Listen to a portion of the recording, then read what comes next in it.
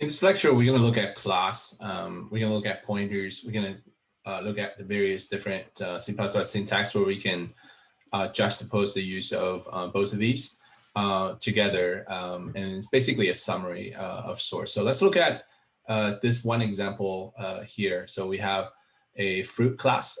For the sake of simplicity, we omit the implementation details there. We also have a class declaration for fruit basket. So namely, a collection of fruit object. So there's 10 of them. There is a standard, a default constructor. There's also a destructor, right? A default destructor as well, right here, plus the 3 public methods. Note that both default constructors and destructors they're all public, right? You can't make them private. If you make, for example, the constructors private, it would just be a singleton thing, which is out of scope of this discussions here. We have a main here that basically shows the dynamic allocation of your fruit basket, which gives you a collection of 10, or basically a basket of 10 fruit instances is in there. And then, and so on and so forth. We got to be very careful about making sure that we deallocate this, right? So there is, whatever you do, make sure that, at the end, we deallocate this P basket with a delete, right? Delete P basket, right? At the end.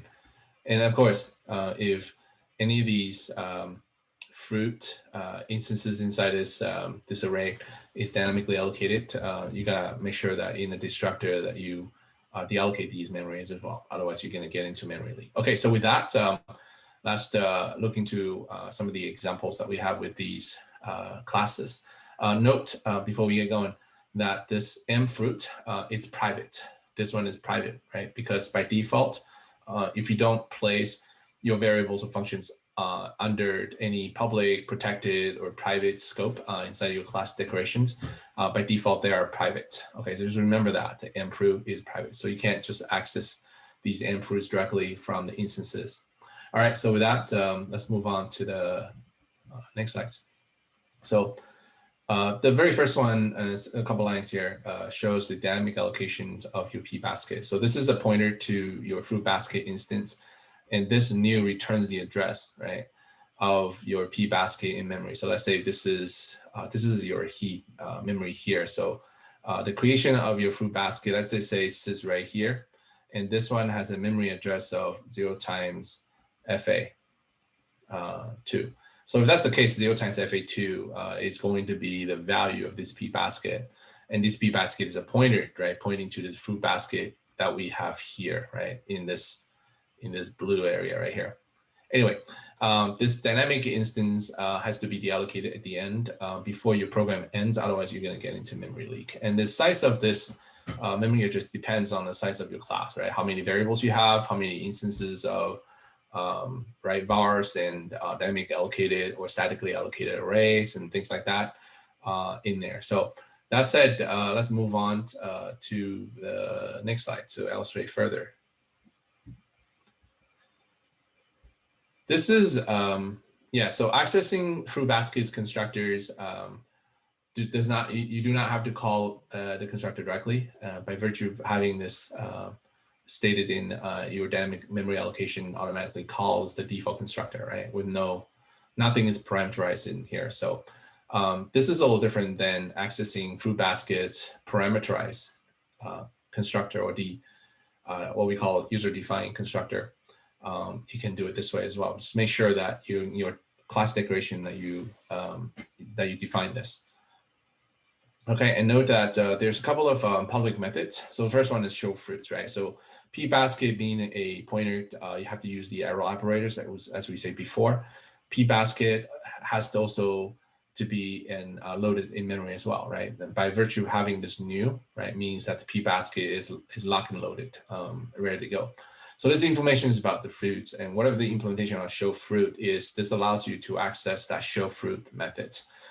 Now, here is a no-no, right? Remember our M fruit, which is a collection of our fruit instances, is private. You cannot access write the private data directly from the instance or any instance of the basket, this is going to give you an error. So the way to get around that is to write what we call accessors method, creating a accessor method inside the class saying, hey, I want to return or fetch this fruit. Can you return that for me? And that's the way around it. Let's illustrate how that works. So in order to access your public or private variables, you can write, let's say, access method like get fruits, right? So in general, this is what we call accessor, right? To access, right? To access the information. And typically, what's being accessed has private scope. So mfruit is of the class, now of the instance, right? So this mfruit is accessible via the class itself. So class what? Fruit basket, right? This entire fruit basket. And this is how we define this, like we said before, outside of the class. So there is a class scope here, right? Double colons here. And that way you can return mfruit. Another way of writing this is you can use this operator. And this is actually a pointer, not an operator, but a keyword that points to an instance of that fruit. And that way you can return it. But a lot of times people omit it. You don't really have to use this. Just by looking at this code, you know this mfruit is of the class. Which class? Fruit basket, okay? Not fruit. It just turns out that this getFruit returns a fruit array. So mfruit is an array of 10, right? Array of 10 fruit.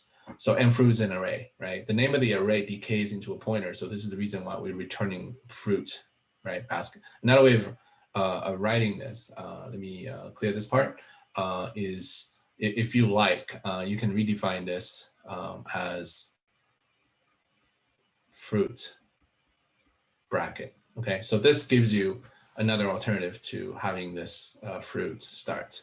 So in this case, the fruit bracket here will be the array of fruits that you're returning. But we're not using this because in our class declarations, we're using fruit start to indicate the return type of your getFruit method.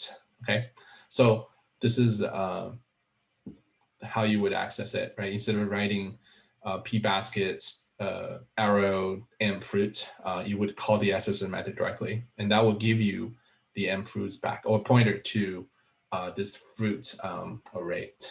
All right, so let's move on to the next slides here. So a couple of accessor examples. This involves a pointer here. In C++, you can declare a pointer to something. You can also declare a pointer to another pointer, right? So let's look at this. Here, the very first example here allocates an instance of a fruit basket on the stack, right? This is stack memory. This is not dynamic memory allocation. This is all static stack, right? Static memory here. Now, we also have this fruit basket double stars. This is a double pointer, okay? This B is a pointer to another pointer that points to fruit basket. I know this is kind of convoluted, but that's how this is pronounced, stated. So you have a new basket here, and this P basket is actually a pointer pointing to this fruit basket, and B itself is the address of that pointer. As you know, a pointer itself is already a basket start, right? Fruit basket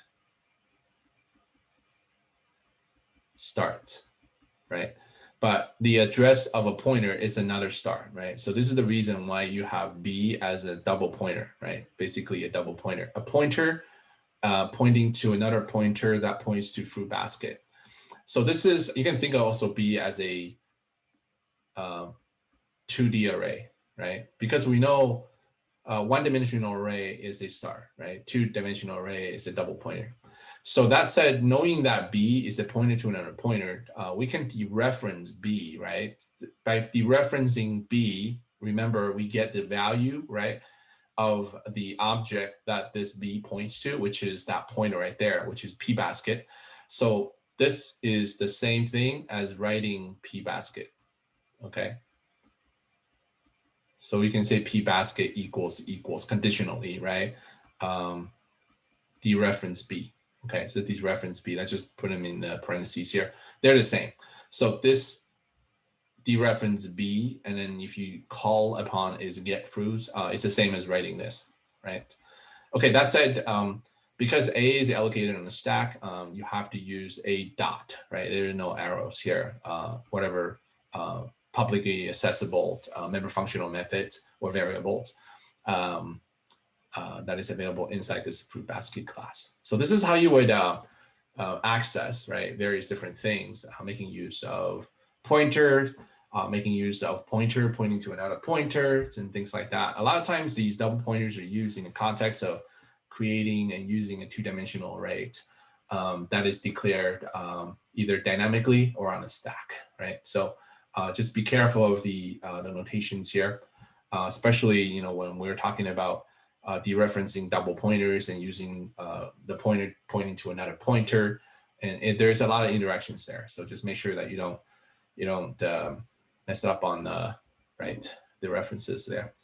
Okay, so here's another an example of dynamic allocated array of 10 fruit basket instances. In fact, what we're doing here is creating an array of 10 pointers, right? So this is an array of 10 pointers. So what are those pointers? These are fruit basket pointers, right? And because we have array of 10 pointer itself is already star, right? And this array is not a star. So this is the reason why fruit basket, and this is a pointer pointing to an array of 10 pointers, right? So this is the reason why we have double stars right here. So P basket now is a basket of baskets, right?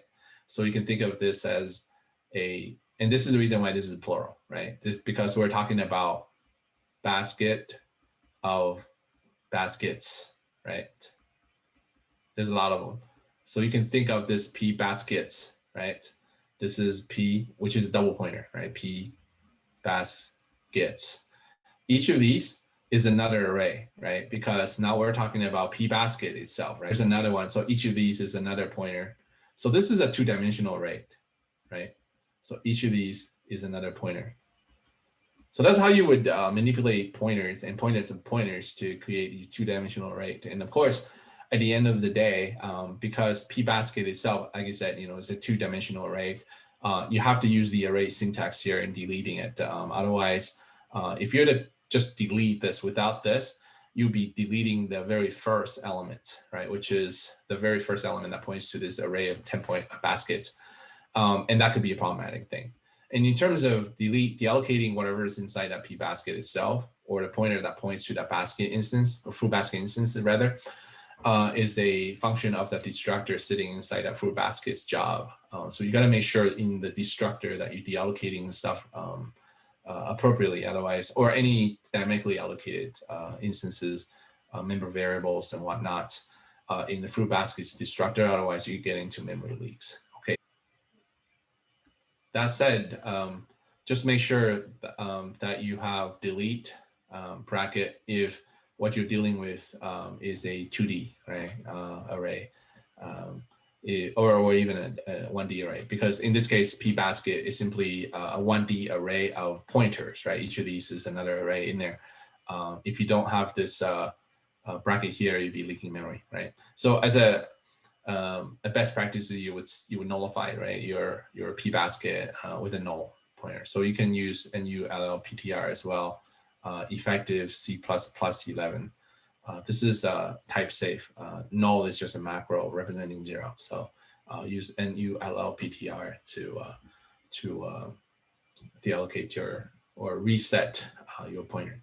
So that said, yeah, this is also another review. You can use this, right? This refers to the instantiated object itself. Having this, you can simply use this, right, mfruit, to reference that this specific mfruit is an instance, right, of this fruit basket by using this. But whether you use this or not, it doesn't really matter.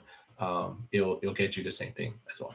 All right, so this concludes our discussions on class and the various use of classes in reference to the pointers and the pointers of pointers in C++.